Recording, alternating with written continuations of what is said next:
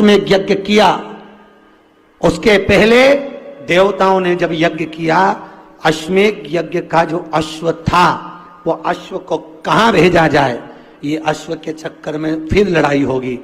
भगवान वशिष्ठ बाबा ने कहा इस अश्व को कपूर का रूप देता हूं और कपूर के रूप में अग्नि में इसको समाहित कर देता हूं। भगवान राम ने वशिष्ठ बाबा से कहा आप बताओ ये कपूर अग्नि में डालोगे इसका क्या फल होगा। भगवान वशिष्ठ जी ने कहा आज मैंने अश्वमेध यज्ञ के अश्व को कपूर बनाकर अग्नि में डाला है, इसलिए जिसके यहां आरती के बाद में कपूर जलाया जाएगा उसको एक अश्वमेध यज्ञ का पुण्य फल तुरंत मिल जाएगा। वो अश्वमेध यज्ञ का फल पाने के लिए कपूर लगाया जाता है और वो एक क्षण के लिए लगाया जाता है। जब तक कपूर जले तब तक थाली को नीचे नहीं रखा जाता, ये नियम है।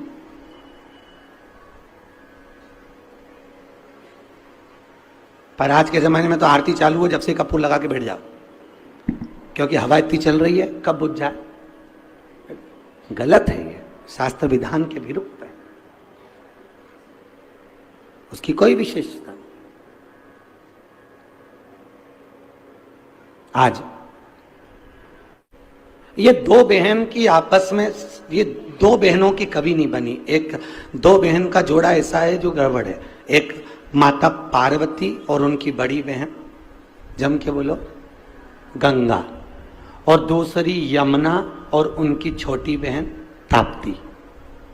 क्या नाम था? ताप्ती। ये दोनों की कभी नहीं बनी। गंगा ने, पार्वती और गंगा के बीच में विवाद हुआ, आपको कथा में सुनाया। ताप्ती और यमुना के बीच में भी विवाद हुआ।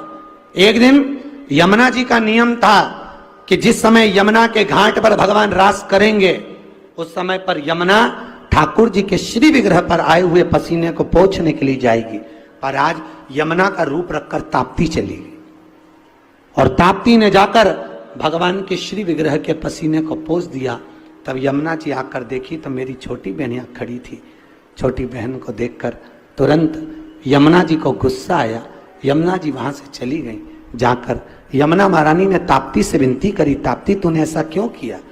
ताप्ती कहती है मैं कृष्ण को अपना बनाना चाहती हूं। जानकर माता यमुना ने क्रोध में आकर ताप्ती को श्राप दे दिया। ताप्ती मैं तुझे श्रापित देती हूं, हे ताप्ती, दुनिया की किसी नदी में अगर अस्थियां विसर्जित होगी उनको गलने में 44 दिन लगेंगे, पर ताप्ती तेरे जल में अगर अस्थियां आएंगी तो तू तुरंत भक्षित करेगी, उसको तुरंत समाप्त करेगी।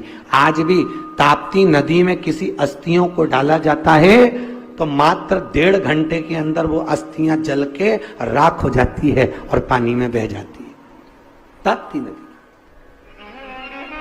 और आज के जमाने में जितना जितना जितना जितना जितना जितना डूबो,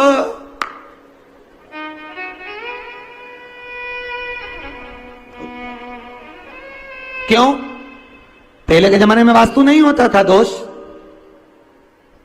पहले के जमाने में पितृदोष नहीं होता था। क्यों? क्योंकि घर की मां घर के परिंदे में से, मटके में से लोटा भरती थी और घर का रसोई घर घर के बीच होता था।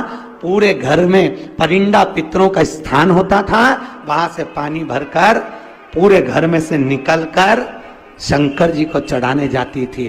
तो उसी लोटे में परिंदे का पानी जाता था तो पितृदोष, और घर में से निकल के जाती थी तो वास्तु दोष। दोनों शंकर को समर्पित हो जाते थे, इसलिए दोनों दोष घर में नहीं होते थे। आज के जमाने में मंदिर का ही लोटा, मंदिर का ही पानी और मंदिर का ही सब।